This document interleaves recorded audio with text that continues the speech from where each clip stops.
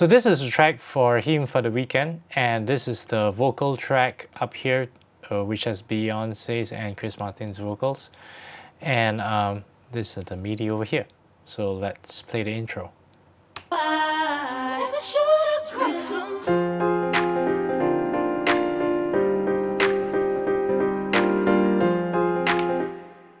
So let's explore the track. Now, this is the intro section with Beyonce's vocals, which I'm not going to get into, but it sounds like this.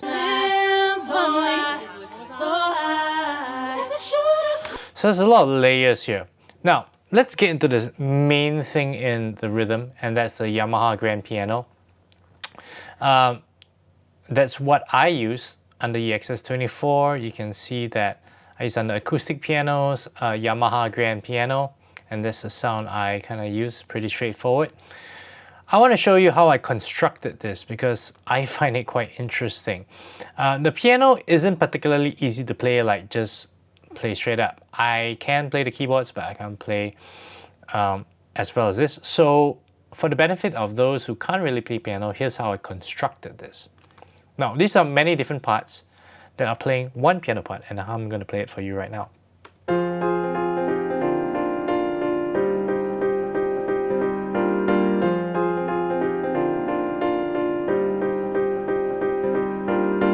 So it's got a very interesting 1/16th type sound to it. It's got a swing to it.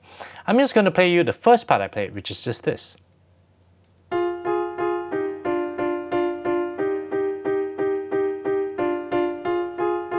So I broke it up into little different rhythmic sections that I could play layer by layer.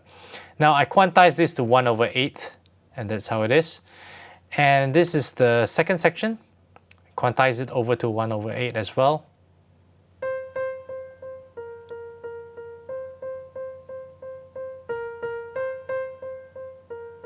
So it's that high note right there. And this is the bass line. So let's hear that.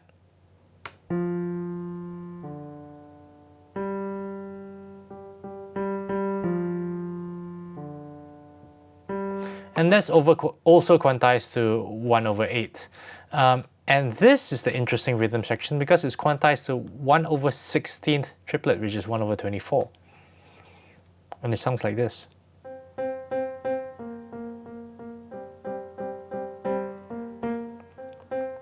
It's a bit off rhythm, and when you put it together with the others, it sounds a little bit weird.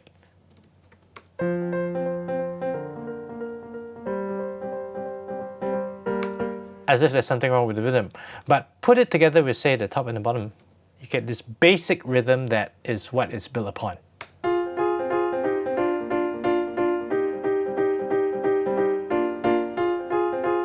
And put the high note in.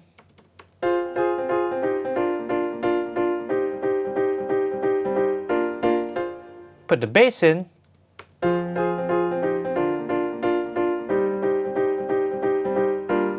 Sounds pretty mechanical still, right? Well, I added a sustain in. So this is an empty region, but if you look inside the events box, you'll see a sustain control. 64 for number 64 on channel 1 is sustain for the piano, and it's just sustaining it. So if you play it together, it sounds like this.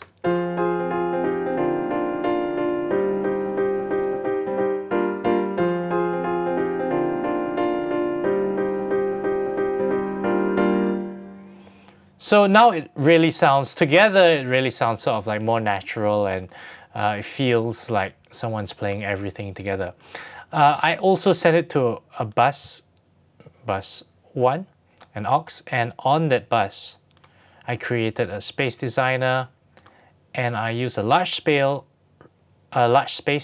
rooms, 2.7 seconds medium tail, and that is just kind of the right reverb that I find that works for this. So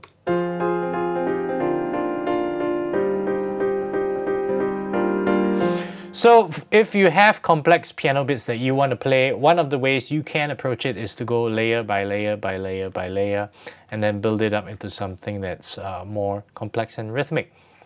And you might even be able to put something together that a real piano player with two hands might not be able to play properly, and that's fine too. As long as it sounds good, I don't really care how it's constructed. So yeah, that's one way to do it. And underneath that is I used a drum machine designer under big room. I took everything out except the compressor, and I sent the bus to the same reverb bus just a little bit. And under this, I just used one thing, which was clap 1. Under deep tech, which you can see here under claps. So you can select your different claps once you selected this. And here's how it sounds.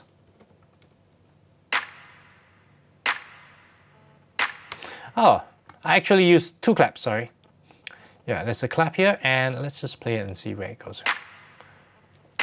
Yeah, so the snare, sort of a clappy type snare as well, under after party. So I paired them together, and here's how it sounds. Yeah. And sometimes, not in this case, but sometimes if you want to, you can sort of offset them a little bit to give it a bit more. Maybe not too much, just a little bit to get that little clappy kind of sound. Yeah, sometimes you might want to do that. It's kind of by feel, how rich you want it and how you want the clap to work out. But in this case, quantized together over 1/4 is fine.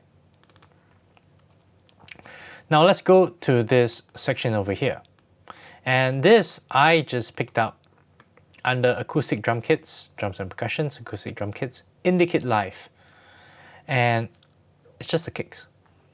It sounds like this.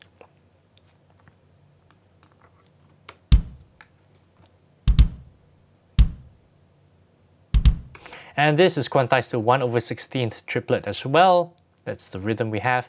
And I felt it wasn't deep enough, so I picked under drums and percussion, single drums, kicks, layer kicks, body kicks C17. I just layered that kick underneath. You know, deep thump about it. So you pair it together.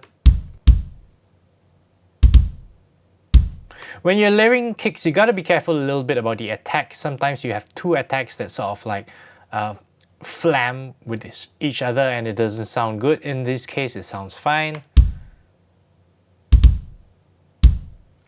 So that's how I got the sort of like the body of this with the depth of this, and that's kind of works out quite fine. Now here there is this symbol-like things, and I picked under World Asian kit, and it sounds like this. It's a pretty straightforward thing. It kind of plays together with the snares slash claps, right? Sorry, not this one. It's this one. Yep.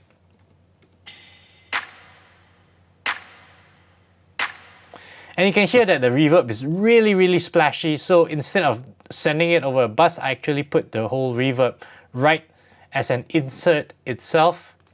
And I pick a large space Hall's long reverb. So it's longer than what we had before. And it's also just splashier. And it works with everything together quite well.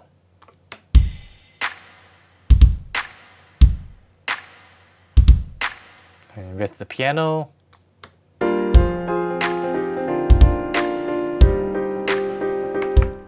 So that's just copying across the whole intro until we reach this section, and you get a little like top end here.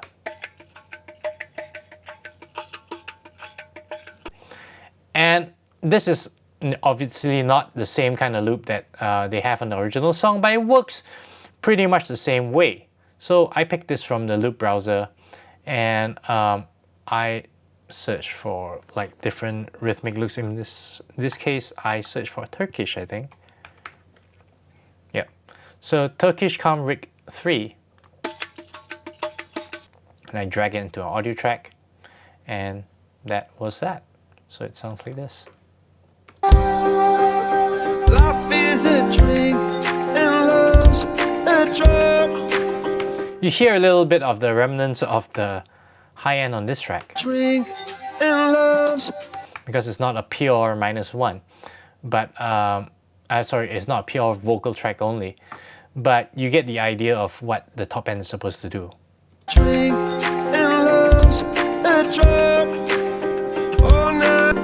Now, the interesting thing about this song is these three parts, right, are quite different parts. Like this part is sort of a piano and drum kind of thing, and then this part is a really hip hop kind of section, and then we go to sort of like a band type section.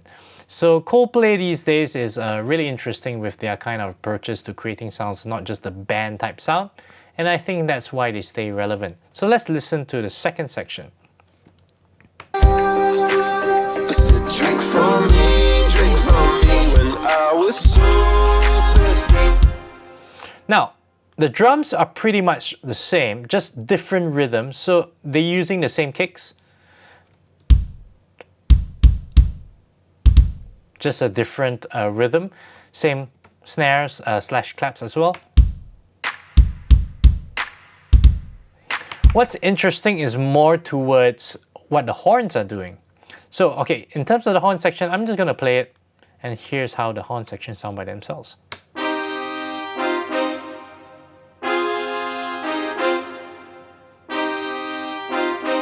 Now, each different section here is doing different things, contributing to different parts of the whole section. And what I picked was under pop horns, funk horn section. And that's what this section here is playing.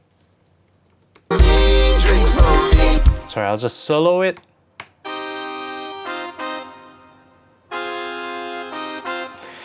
For horns, it's pretty good to make them into pretty close chords, which means that the triads are pretty close together. They're not spread apart too widely. That's how you tend to arrange horns. And still sounds pretty fake just by itself. Now let's pick another brass section. And this is under brass, full brass plus. Pretty much playing the same thing, but I think at a lower octave.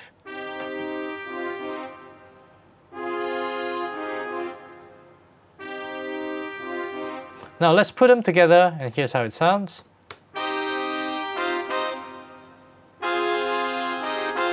Now it sounds pretty full, nice and full, but I think we need more attack. And that's where this whole staccato section comes in. Under orchestral, brass, full brass staccato, it's just a staccato. So here's how it sounds.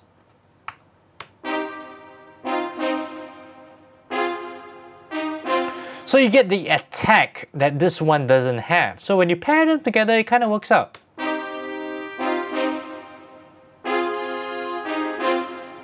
And when you pair the high section,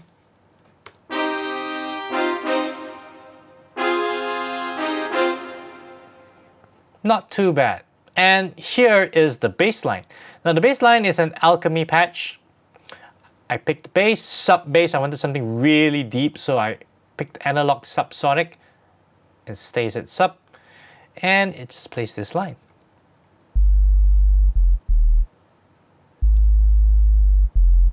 Really sub sounding bass, but basically following the brass. So if you put them together, it sounds like this.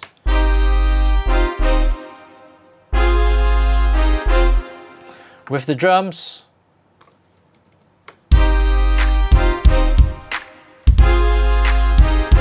with the top line,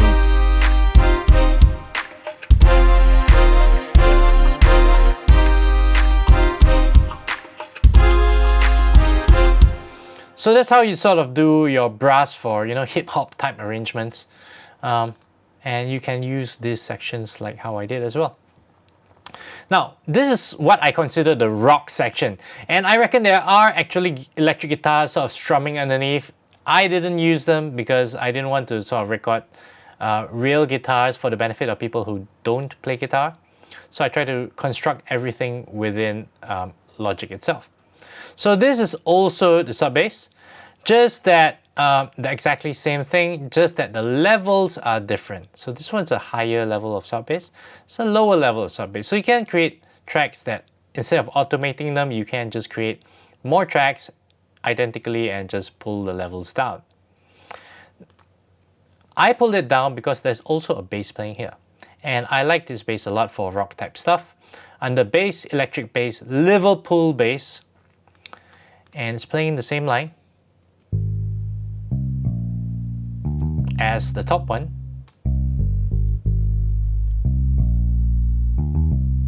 You can hear it's deeper with the sub bass. Let's take it out. So that adds that sub bass there, and it keeps a bit more consistency across the whole track. If you suddenly jump from this sub bass to just this Liverpool bass, it's going to sound a little bit weak. And for the drums, I picked a Detroit Garage kit under the drum kit designer, stereo, Detroit Garage.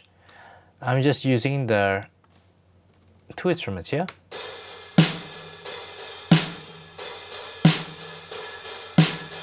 Which is the sort of splashy open hat and the snare, because it pairs with this stuff here, which already has the claps and the kicks.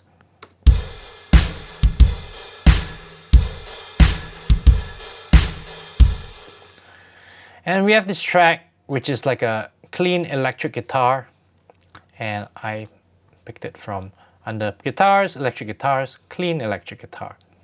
And without, okay, I put an amp in, but without an amp, it just sounds like this.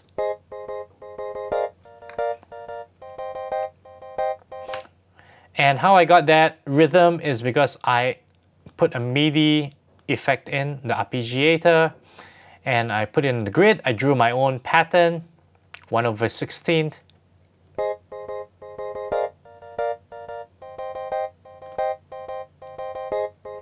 A bit too clean, so let's turn on the amp. And I use a sort of Brit reverb with some reverb in. Yeah, and here's how it sounds.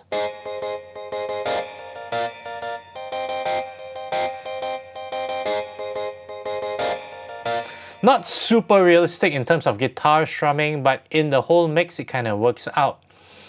And the next one I have is an Alchemy patch. Under pads, ambient, 90s luscious pad. And here's how it sounds.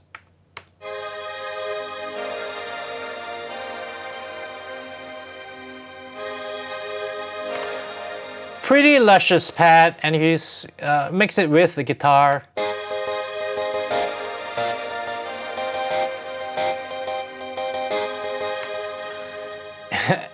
I initially had another pad here. I decided to take it out because it didn't really work with it. So here's how it sounds.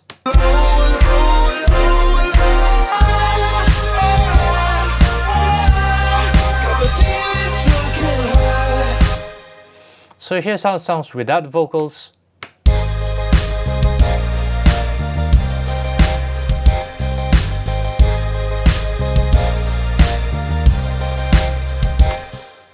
So it's sort of approximates some kind of band type guitar playing, and then you go back into the piano again.